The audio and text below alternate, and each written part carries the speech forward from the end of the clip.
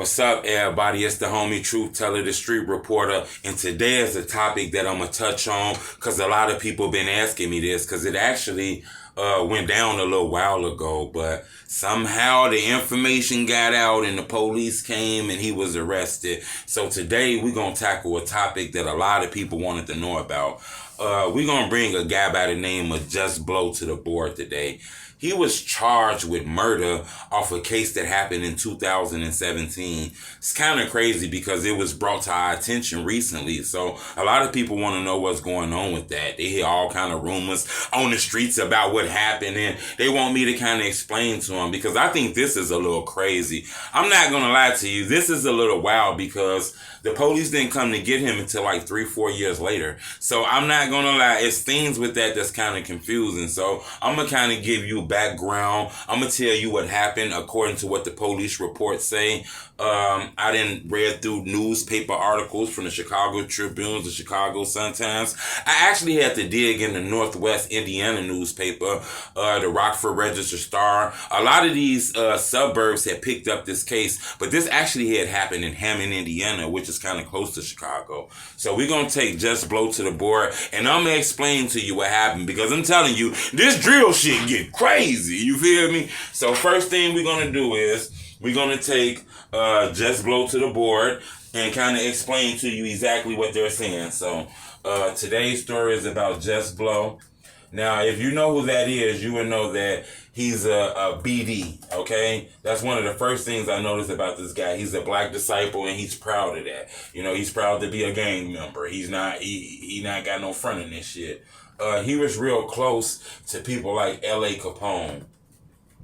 L.A. Capone and other rappers from 600 because he was a part of 600, which is like a set of BDs and shit like that. So he was cool with like L.A. Capone, the E-Days, and Tay 600 and shit like that. Eventually they started beefing with like Tay 600 and shit like that. So right off the bat I figured out he was gang, you know what I'm saying? And he actually signed a deal with OTF. Now, I'm not sure if that's a real rap deal or if Dirk just trying to help those brothers out with their careers and shit like that.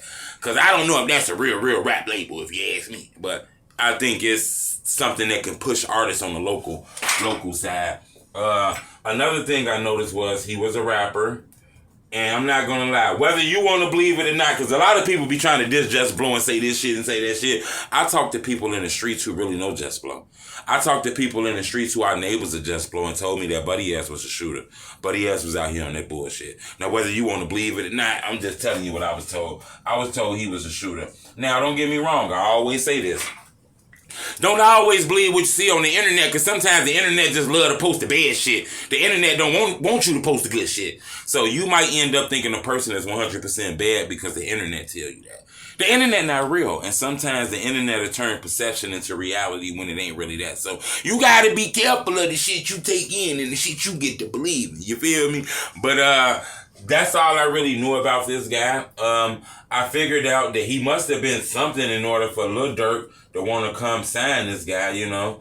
Dirk ain't fucking with everybody, but he chose to come fuck with this dude. So I figured, you know, he must have been really on some street shit for a lot of this shit to go on. You get what I'm saying? And then a lot of beefs, I noticed that he had a lot of beefs with like St. Lawrence, a lot of beef with GDs, and he was a part of the GDK movement. GDK movement, okay? So he was one of the players involved in this shit. A lot of his friends ended up losing their lives. JusBlow lost a lot of people to this shit. And I'm not gonna lie, a lot of people told me that JusBlow was cool. He was a decent dude. The internet portrayed him as a bad guy. That's what I was told by some people. And some people told me that nigga was a little shiesty. He tried to play shark on land. You feel me? But you ain't hear that from me. But that was some people be saying, right? What the police is claiming happened was, I believe, when I looked in the homework and I did everything that I needed to do, I believe this case is crazy. What the police is claiming is in October of 2017, JusBlow, his friend,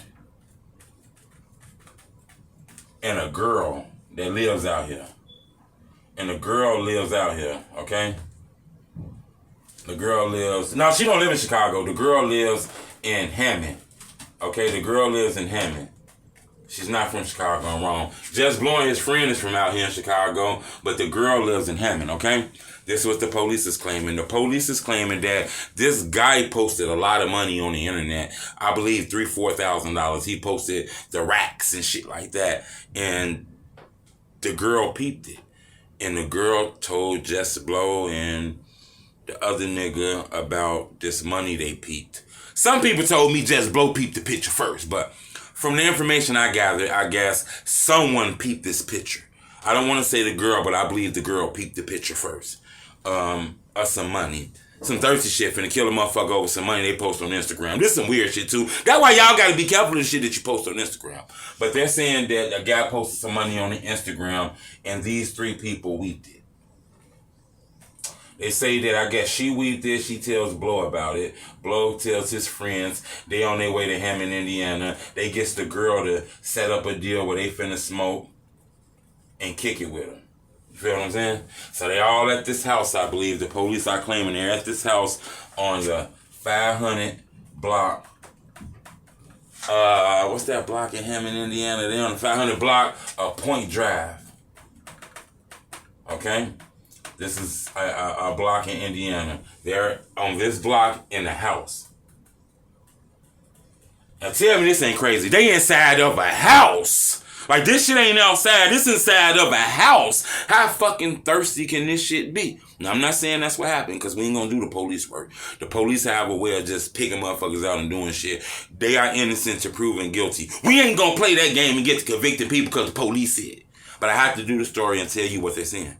They're saying that they were at this house smoking and kicking it on the 500 block and shit like that. And somehow something happens where they up a rifle. Something happens. They finna get on some robbing shit. It happens. Dude don't notice it. I guess it's a struggle. Shit going on. Shooting. Whatever the fuck going on. The struggle. And the next thing you know. Blah, blah, blah, blah, blah, blah, blah, blah, blah, blah, blah, blah, blah, blah. The police is claiming that JusBlow shot this guy in the head with an assault rifle. The man was killed. His name was Carter. Carter was killed. Okay? They all run out. They get away. They escape. They get out. They escape. They're gone. They get away. Somehow, a man get killed in the crib. This shit get the linking. You link, and eventually the police get a link to this girl here. Her name's Paradise. They arrest her. She keeps quiet. Man, I don't know what the fuck going on. I ain't did nothing. I don't know nothing. Y'all got me wrong. I ain't did nothing. That shit only lasts so long. She eventually breaks. She tells. She's a girl. Not saying the girl gonna get weak, but she eventually breaks. She tells and says that Blow and his friend did this. So now they work out a plea deal with her. She can face 10 to 30 now. More than likely for this deal, she's gonna get 10 years. Police come and arrest these guys here. Boom. Charge JusBlow with murder.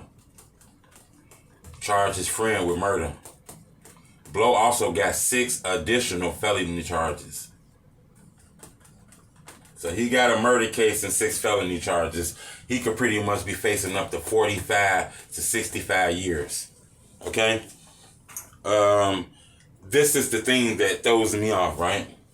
This is going to be a hard case. And I'm not saying he can't do it because we done seen people come out of this. But it's a person claiming that he did it. They claim that they were there.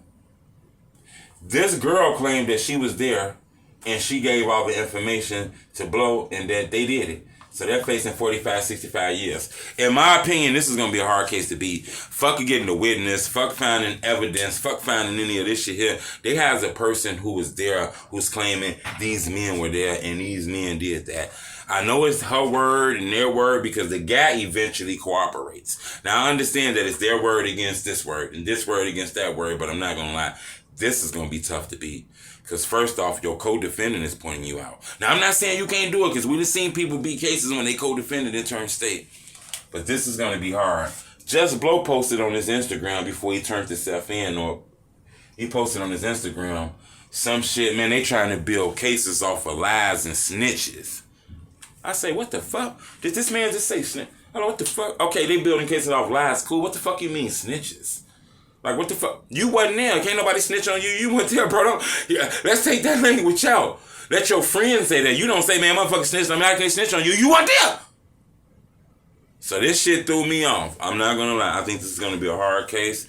And one thing I can say, if that brother didn't do that, we don't want that brother locked up. We can't lock nobody up for crimes that they didn't commit. But I'm not going to lie. This sounds like a tough case. It's been going on for 2-3 years. This girl told she's working out a deal with the state. They're claiming JusBlow did this. And this is the time that he's facing. When I looked at the police reports and I looked at updated paperwork and I read a newspaper, it said that the judge appointed JusBlow with a public defender. Okay? He didn't have a paid lawyer. He had a public defender. Dirk, I don't know what the fuck going on with this OTF record shit, bro. But I seen that public defender. Now, I'm not saying he ain't got no lawyer now. But I'm just saying he had a public defender.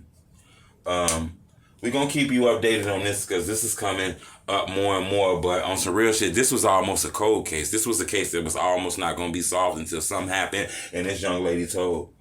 And according to the police, they claiming that Chicago rapper, OTF affiliate, JusBlow murdered a man over a couple dollars that was posted on Instagram.